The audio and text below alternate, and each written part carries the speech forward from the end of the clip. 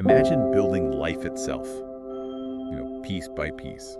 Not just sort of tweaking what's already out there, but actually crafting something completely new. If you've ever found yourself wondering about the absolute basics, the building blocks of life, well, you're definitely in the right place today, because we're diving deep into this really fascinating world of synthetic cells and artificial life. It really is a frontier, isn't it? Pushing the absolute boundaries of biology. We're kind of moving beyond just understanding life to actually engineering it. Exactly. And that's what this deep dive is all about. We're going to explore what synthetic cells actually are, some of the key breakthroughs. The milestones, yeah. Right, the milestones that got us here, what makes them tick, the components, and then the really exciting part, the potential. What could these things actually do? Across medicine, the environment, industry. It's pretty broad. Totally. And we're drawing this all from the research laid out in Synthetic Cells and Artificial Life, the future frontier of biotechnology. We'll pull out the key stuff, the important insights for you. Yeah, think of it like a shortcut, a guided tour through some really cutting-edge science, hitting the highlights without getting lost in the weeds. Okay, perfect. So let's jump right in. Synthetic cells. I mean, it sounds incredibly futuristic, right? What are we actually talking about here? Well, at its core, a synthetic cell is basically an artificially constructed system. It's designed to mimic, the functions of a natural cell. Mimic it, okay. But the key difference, and this is important, is that it's built from non-living parts, components we assemble. Ah, okay, so it's not like, say, GMOs, where you're modifying an existing organism. Precisely. That's genetic modification altering life that's already there. With synthetic cells, especially with one approach, we're talking about building something biological, essentially from the ground up. Right, building versus editing. Exactly. And within this field, there are really two main strategies people are using. All right, lay them on me. What are these approaches? So the first one is often called the top-down approach. Yeah. You take an existing living cell and you basically simplify it, often by stripping down its genome, its genetic code, to the bare essentials. Okay, so removing parts to find the minimum needed for life. Kind of, yeah. Keep only the core functions, like taking a complex machine and figuring out the absolute minimum parts it needs to run. Interesting, almost like reverse engineering life's essentials. And the other way. That's the bottom-up approach.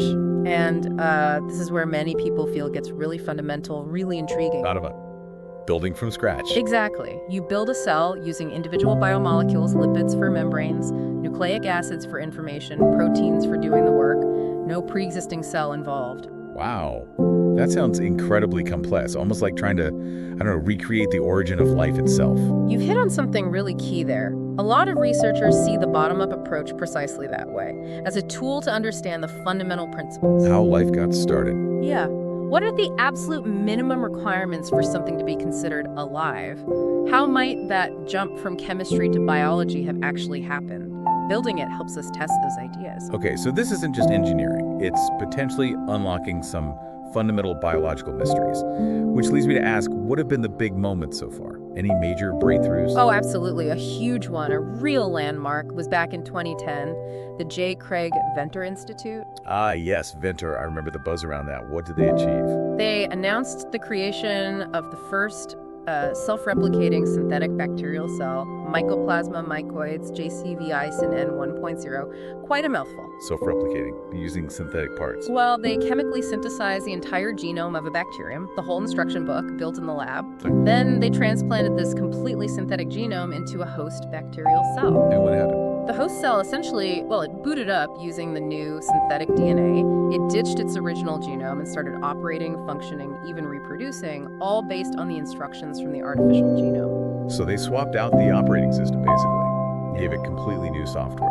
That's a great analogy, actually, yes. It was the first definitive proof that, life could be fundamentally reprogrammed at that genetic level. That a synthetic genome could actually run the show. Exactly. It could direct all the activities of a living cell. It was a massive step towards the idea of creating fully synthetic cells with totally custom functions. Like going from reading the code to actually writing your own programs for life? Precisely. It really cracked open the door to designing life for specific purposes. Huge implication. Okay, so the blueprint, the genome, can be synthetic. But what about the hardware? What are the actual physical bits and pieces needed to make a synthetic cell work? Right, good question. Think about it like building a tiny, self-contained factory. You need several key things. First up, you need a membrane. The outer wall. Exactly, usually made of phospholipid molecules. It forms that boundary, controls what gets in and out, like the walls and doors of the factory. Got it. Structure and control. What else? Then you absolutely need the genetic material. DNA or RNA. That's the instruction manual. Extract code. Yep. And the cool thing with synthetic cells is this can be custom designed, written specifically for the tasks you want the cell to perform. So you're writing the operating instructions for this tiny biological machine. Okay. But instructions aren't enough, right? You need the machinery to read and execute them. So that's the transcription and translation machinery. The protein-making stuff. Right. Ribosomes and all of Exactly. Ribosomes, RNA, polymerase, tRNAs, all the proteins needed to turn that genetic code into actual working proteins. Those proteins then do most of the cell's work. They're like the manufacturing equipment inside the factory. Okay, code, machinery to read the code. What about power, energy? Crucial. You need metabolic pathways. These are series of chemical reactions run by enzymes. To make energy. Make energy, yes, but also get rid of waste, synthesize new building blocks. It's the power supply, the waste disposal, and the internal production line, all rolled into one. Right. Membrane, code, machinery, energy, and waste management. Sounds like the essentials of life, pretty much. That's the goal, to assemble those fundamental requirements. And these components, are they just floating around, or? Usually they are encapsulated, often within vesicles. These are like tiny membrane-bound sacs. Little compartments. Yeah, exactly.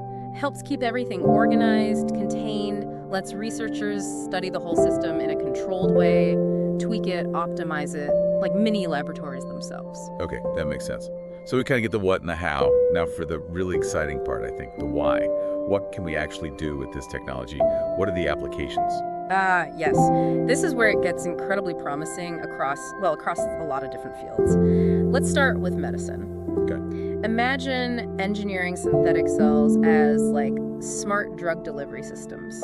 How? They could be designed to release a drug only when they detect a specific signal in the body, maybe chemicals unique to a tumor's environment, for instance. Wow, so incredibly targeted treatment. That could massively reduce side effects compared to just flooding the system with drugs. Exactly. Huge potential there. Or think about designing synthetic cells to directly find and attack cancer cells, or maybe specific infectious bacteria or viruses with much higher specificity than we have now. Like microscopic guided missiles for disease. Kind of, yeah. And another angle in medicine is production.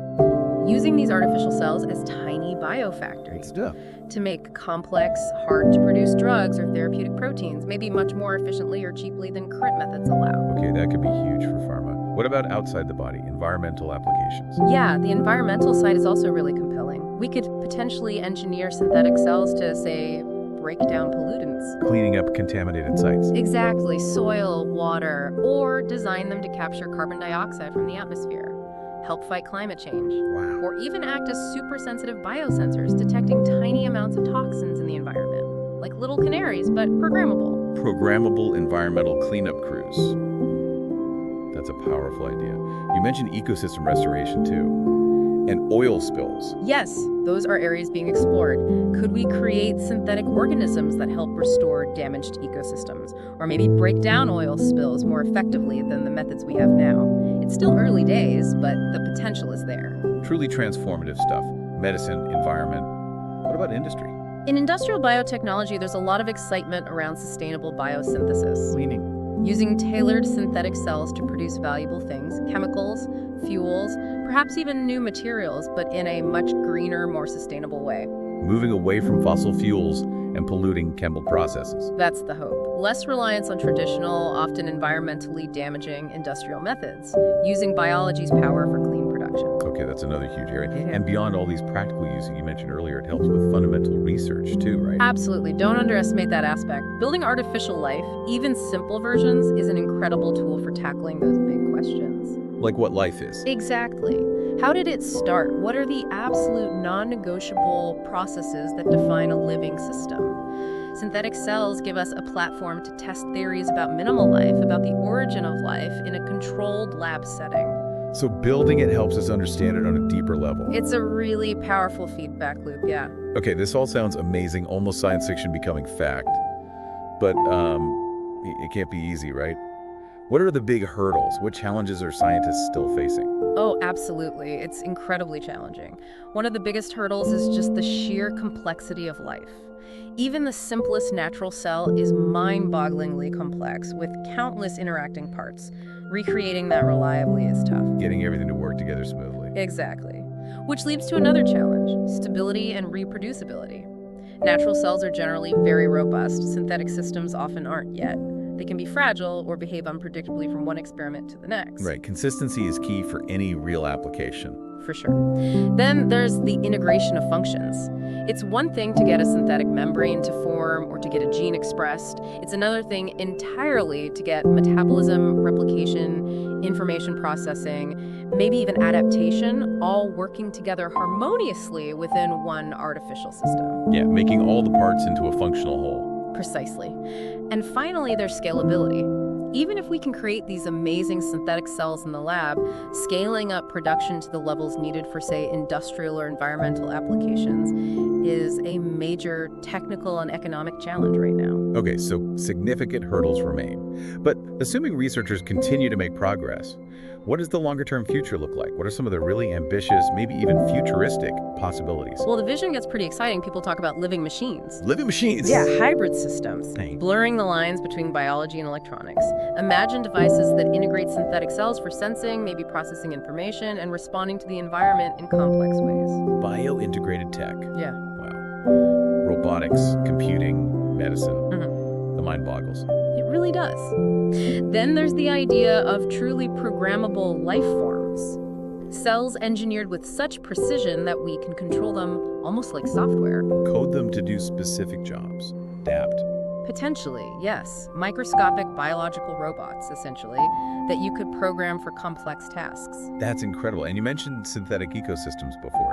Right, designing whole communities of different synthetic organisms that interact in predictable ways that could eventually revolutionize agriculture or waste management. Some even talk about using them for massive projects like way down the line, terraforming other planets. Engineering entire biomes. Yeah. That's planetary scale ambition. And going back to the basics. The origin of life studies will surely continue to benefit. Trying to actually recreate that transition from chemistry to biology in the lab, that's a profound scientific quest. Unlocking perhaps the biggest mystery. Could be. And looking even further out, perhaps space exploration. Synthetic biology might be key for long missions. How so? Think about recycling resources in situ, producing food or oxygen, maybe even engineering organisms that could survive harsh conditions on other planets or moons. It could be enabling tech for long-term space presence. Okay, from cleaning up pollution here to maybe helping us live out there, the scope is just immense. It really covers a vast range of possibilities. So, to kind of wrap this up, it really sounds like synthetic cells and artificial life aren't just another interesting scientific field. They feel, well, genuinely transformative. I think that's fair to say. It has the potential to fundamentally reshape how we understand life and how we interact with the biological world. We've touched on medicine, the environment, industry, those deep fundamental questions about life itself. Yeah, the potential impacts are huge, revolutionizing treatments, creating sustainable solutions, driving new industries, and giving us unprecedented insight into biology. But with all this power comes, well, responsibility, right? We didn't dive too deep into the ethics today, but that must be a huge part of the conversation. Oh, absolutely crucial. Questions about what constitutes life, our responsibility for creations, biosecurity, the whole playing God debate. These need constant open discussion alongside the science. Responsible development is key. Definitely. A topic for another deep dive, perhaps. For sure. So as we look ahead towards this future where biology and technology seem to be merging more and more, it really leaves you with a profound thought, doesn't it? What does this all mean for us, for humanity, our role in not just understanding life, but maybe, just maybe, in actually creating it? It's a powerful thing to think about, the idea that we might be moving from observing life to actually designing it. Something definitely worth pondering. Thanks for taking this deep dive with us today.